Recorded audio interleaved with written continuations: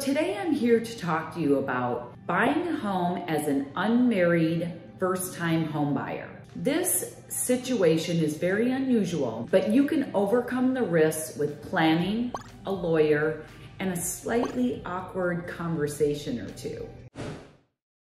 So unmarried couples equal 21% of home buyers 22 to 29 years old. And of those, 85% of them are first-time home buyers. This could be you and a significant other, a friend, or a partnership. So here are the top 5 ways to mitigate the risk of buying a home as an unmarried couple. The number 1 item that you need to address as an unmarried first-time home buyer is to talk about what you want. This is a conversation that needs to address your long-term goals, your short-term goals, your 5-year plan, and your 10-year plan. And we say that because you could be thinking, oh, I'm just gonna own this house till I'm done with college and then I'm out.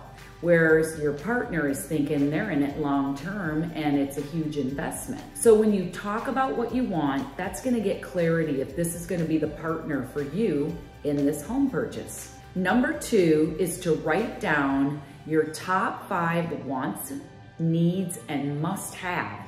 Do this separately and then compare your lists. Your top 5 could be completely different from their top 5, and your needs are completely different from your must-haves and your wants.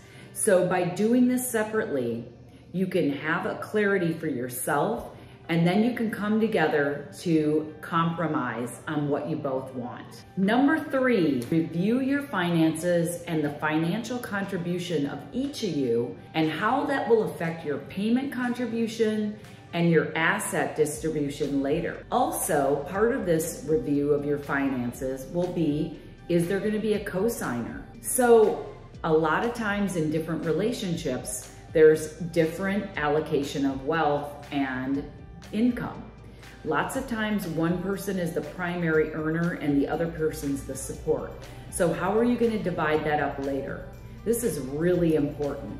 And it's something that you can do together along with your mortgage professional. Number 4 is get a lawyer, a real estate attorney, and write out a prenup for your house. Consider a will or a living trust for the home and your partnership as well. At this time, you can also decide if you're gonna put the home in an LLC. This will help you pre-plan for a separation of assets later. What if one of you becomes disabled or dies? What's gonna happen to the asset? Are there gonna be beneficiaries named?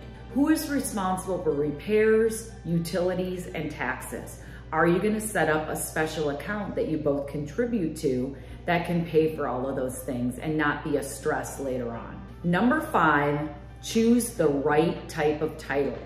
This will be determined at closing with the title company, and there's actually 3 that could apply to first-time homebuyers who aren't married. Number 1 is sole and separate. That allows for 100% ownership. Number 2 is joint tenancy. That will help with a 50-50 split. And then there's also tenants in common, which allows for unequal ownership. Is somebody gonna be 75-25, 65-35?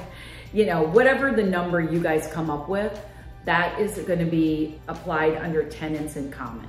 So if you're an unmarried first-time home buyer with a little extra planning, first-time home ownership can be a plus for everyone involved and can be stress-free. If you guys would like to DM me, I'm happy to go over all of the steps for first-time home ownership, and I can also refer you to a mortgage professional and a real estate attorney who can make this a seamless process.